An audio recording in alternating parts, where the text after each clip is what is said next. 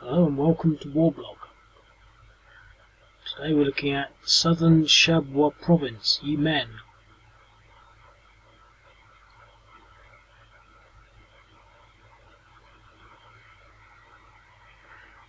I've zoomed in a bit for no reason. It's obviously bigger, but I need to scroll up and down more. I've actually got some old monitors, and they used to make monitors properly. And I've decided that the difference between a proper monitor and these monitors is they just want you to watch films. That's why they're wide. There's no way that really aid anything for people that are using them to work on, for example. It's just for watching media. If you get a monitor from like a charity shop or something, or a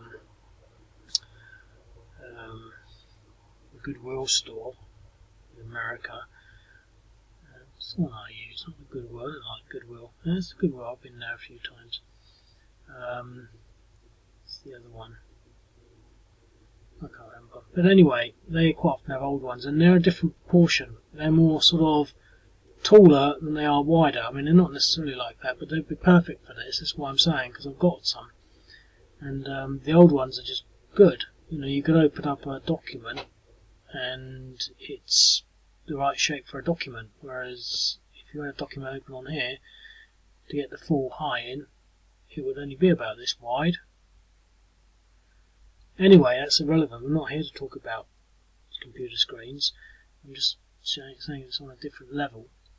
So essentially this is a newish sort of operation that's going on at the moment in the southern Shabwa province, and it's basically the Yemeni government who have support from the US Special Forces, who are advising, but also happen to be sort of on the ground as a Special Forces unit in a sort of limited capacity, but they're definitely there in theory. I always like to include these Special Forces because it always, whenever you read the media, they always sort of make out that American troops are now getting involved. But when you look at the big picture, you know, there's just one unit out of all these others.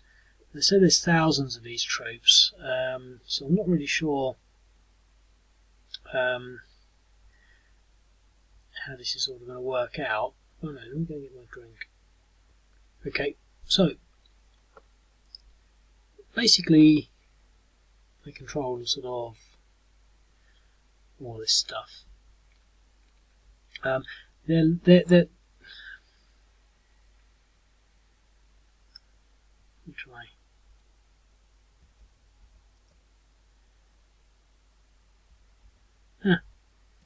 Who needs fancy zooms when you can just do it on the keyboard? Look at that. Going to go into play mode. Okay, so there's play mode.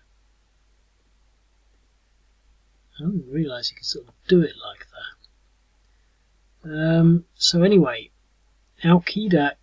This is Al-Qaeda in the Arabian Peninsula, and they control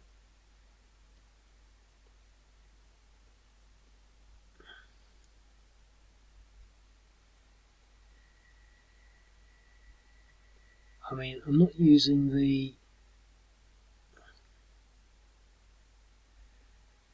they control all of this area. Now, the actual, I keep looking at the other screen for the map, but it's not open. I don't want to risk popping up the wrong stuff because there's so many tabs open. But basically, the thing to bear in mind is that the operation is going in across southern Shabwa province. So Shabwa province goes something like this.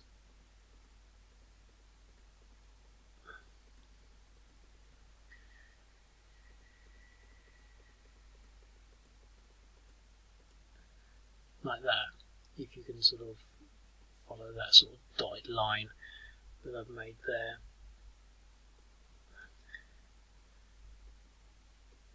You get it. So basically they're only really, when they say in, and this is southern Shabwa province, this goes a lot further north, I mean, basically, this is all actually controlled by Al Qaeda in the Arabian Peninsula. So they've probably been putting their flags up and changing the currency or whatever. I mean, who knows what it's like there? This all appears to be wilderness. So I've put the main bulk of the sort of interesting units down here. Most of the motorised units are all sort of down here, which I presume is probably more habitable. So basically, obviously we've got here some strongholds. So these strongholds are basically presumably places in the hills where they're basing their operations from. And the objective is to destroy them, but it's also to destroy a lot of other stuff. But bearing all that in mind, you don't necessarily have to do anything over here or over here. So once you sort of get that in mind, you can sort of maybe figure out your strategy. I'm not sure whether the Yemeni side has enough units. I mean, they said they've got 2,000 men, so I sort of gave them, 2,000-ish sort of in strength, but they look a bit outnumbered. But these are only irregulars, so as long as they keep together in their sort of battle groups, they should be okay. Now, it's one of these things that it's a bit odd, really, because nothing happens like it does in a war game. I mean, you can't just sort of, I don't know, sort of start moving down here and then have these irregular units move in strange places, like come down here and take whatever the road this is. They just wouldn't do that. There are things that are, I don't want to say they're geographically anchored, they're more anchored in sort of the objective reality of the situation, which is far more complex than a bunch of hexes can sort of define. But anyway, the point is, it could very quickly sort of become a bit odd. Why don't these units just sort of go through here? Because there isn't a line. They're not going to. This is their territory. They're not going to sort of go up there, and they would get. There's probably lots of other units around here that would just attack them. So, but to be quite honest, they don't really have a huge amount of firepower. Now, the thing is, what do they have? So down here we've got some artillery, and we've got some battle groups basically, and this is a sort of basically a basic battle group of mechanised and motorised infantry. We've got another one of those there, we've got one of those there, one of them there. So the thing to do is to sort of say, well, what are they going to do? And I think that the thing that maybe is most apparent is to maybe deal with things that are directly in their immediate scope. So again, we've got this unit here. I mean, you could just go straight down here and take this place. So now I've put in a few tanks down here. Obviously, we've got a little battle group and some artillery down here. But obviously, I think it's going to be quite important to keep Balhaf, because that's a major sort of city down there. There isn't really anything else as important in the area. So, I don't want to spend too long just sort of drawing and defining my strategy, but I think the strategy would be to just basically move methodically along, doing whatever that can be done with artillery units, and sort of moving towards the strongholds. Now, these two units are, in theory, if you recall my sort of diagrams, outside of the sort of southern Shabwa province area, and so they probably might want to start moving this way, but they could be sort of, they could be there because they're going to move this way down to here. So you could almost say, hang on, why don't we do this? So we've got 1, 2, 3, 4, 5, 6 objectives. 1, 2, 3, 4, 5, 6 units. So this unit could be tasked with going there. And this one could be tasked with going there. And I'm going through all the enemy units because we want to basically do what we can there. So he could go sort of this way. He can go this way. Now they can go this way, like that. And then he can go like this. just to demonstrate what we're trying to achieve.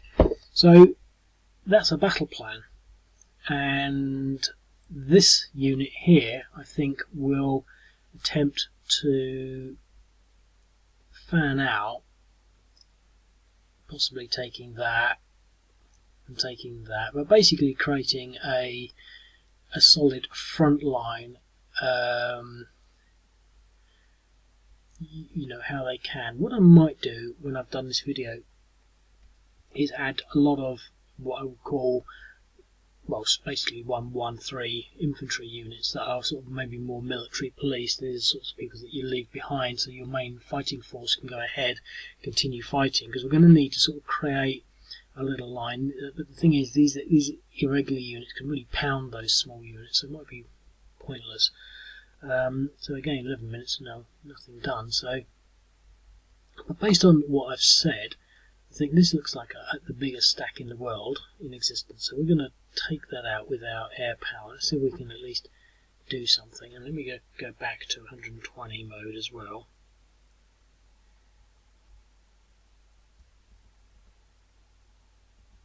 There we go.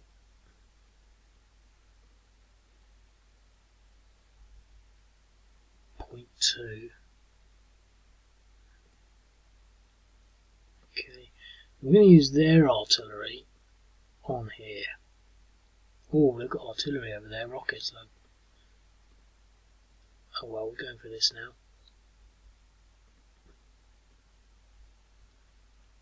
So we've done a little bit of damage, 2.4, 0.7.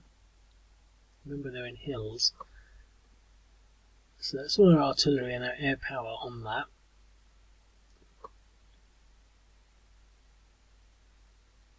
We're going to suffer a little bit of rockets, but they're not particularly strong.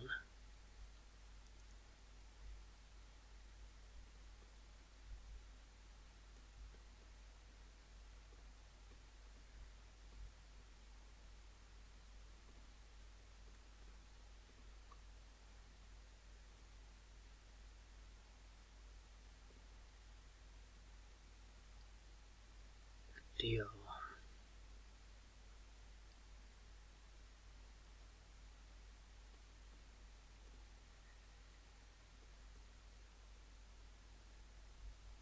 I wonder if I could move there. No, I can't, because if I came from there, it would have cost me 3.75 to do that. So,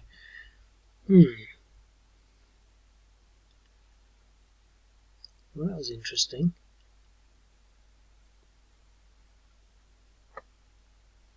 Got 2 minutes left, so we said we'd take that, didn't we?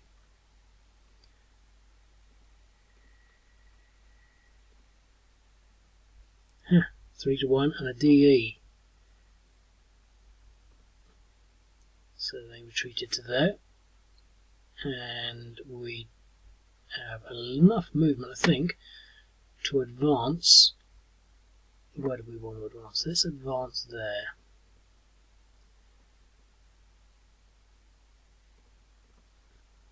Another 3-1, no doubt, and a DR.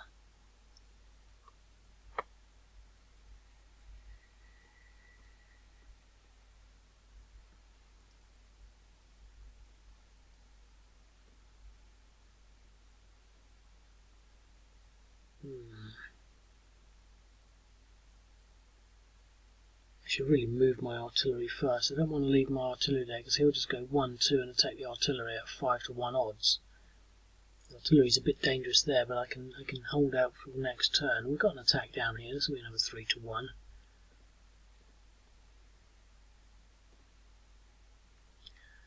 3-1. An exchange. They didn't do very well there.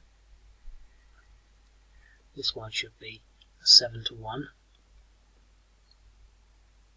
This artillery. A DE. He just retreated. Okay, well that's not too bad because what we can do is move here, and in theory should still have some movement. But we don't have any time.